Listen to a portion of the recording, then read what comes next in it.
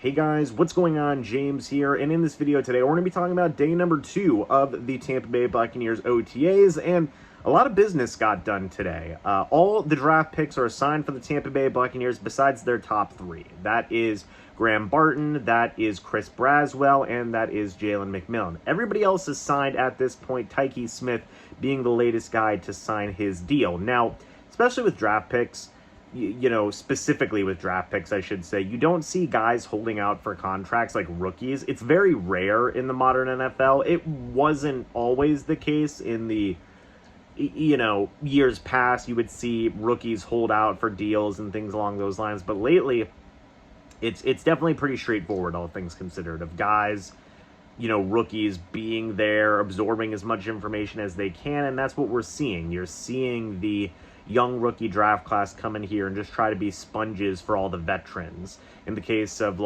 for example, a guy like Jalen McMillan, that is Mike Evans and Chris Godwin. For Graham Barton, that is Robert Hainsey, who, is technically a veteran at this point in his career, has started a couple of years at center, and Graham Barton can certainly learn a lot from Robert Hainsey. In the case of Chris Braswell, you've got Joe Trine-Shoyinka, you have got Anthony Nelson in there, you've got Randy Gregory in there, although he hasn't been at OTA practices so far up to this point, but none of these guys are holding out. These guys, have a lot to gain from going to these practices and just being there. So that's really been the biggest news, is all the business that has taken place. We haven't really been getting a ton of info from the media outlets, such as Greg Auman and Pewter Report, unfortunately, of which players have been doing what besides those offensive line formations that I talked about in the previous days review here of OTAs. But it is still an interesting process. It is still worth talking about what's going on in terms of business,